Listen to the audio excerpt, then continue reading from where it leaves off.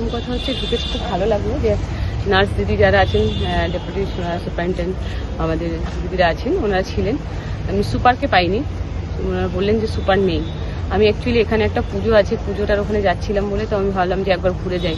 বারবার এখানকার যিনি মন্ত্রী আছেন আমাদের ভাস্কর ভট্টাচার্য, ওনার অ্যাসেম্বলি এবং উনি আমাদের এমওএস আছেন, বারবার বলেছেন যে একবার হসপিটালটা অন্তত ভিজিট করার, যেহেতু আমার নিজের ডিস্ট্রিক্ট।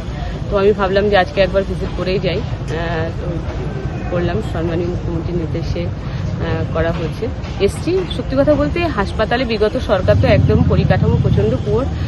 বর্তমান সরকারের 100 দিন পূর্ণ হয়েছে। এসছি, এখানে সুমনদা আছেন আমাদের অত্যন্ত কাছের মানুষ, কাজেরও মানুষ, আমাদের পাপ্পুদা রয়েছেন, আরও সকল নেতৃত্ব রয়েছে, কৌশলী রয়েছেন, দিদিরা রয়েছেন, এমও ছিলেন হসপিটালে, নার্সরা ছিলেন, আরও সকল ডক্টররা ছিলেন, সবাই ছিলেন ডক্টররা। প্রত্যেকটা পরিবারের সাথে কথা বলেছি, তারা খুব একটা করলেন না, কিন্তু কিছু কিছু অভিযোগ আছে, সেই অভিযোগগুলো আমরা নিশ্চয়ই খতিয়ে দেখবো।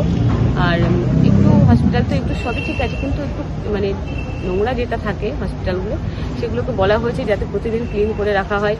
আর যেগুলো নিত্য নৈমিত্য ব্যাপার থাকে, যেটা আউটডোরে পেশেন্ট দেখানোর ক্ষেত্রে দেখলাম পেশেন্ট বসে আছে, বললো 9টার আগে ছাড়া কাউন্টার খোলা হয় না, সেটা বলা হয়েছে যাতে 7টা থেকে খুলে দেওয়া হয়, তাহলে সুবিধা হয়, মানুষের সুবিধা হয়, মানুষের স্বার্থে বলা হয়েছে।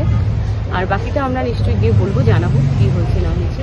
আর এটুকুই বলার। আর যারা আছেন নার্স, এখানে ডাক্তার নার্স অ্যাভেলেবেল আছে, তবে ওনারা চেষ্টা করেন মানুষের জন্য কাজ করতে, খুব ভালো লাগলো। নার্সিং দিদি যারা আছেন তারাও যথেষ্ট সহযোগিতা করলেন, পেশেন্টদের সঙ্গে ভালো ব্যবহার, মানুষ ভালো ব্যবহারটাই আশা করে হসপিটালের ক্ষেত্রে, তার থেকে বেশি কিছু না।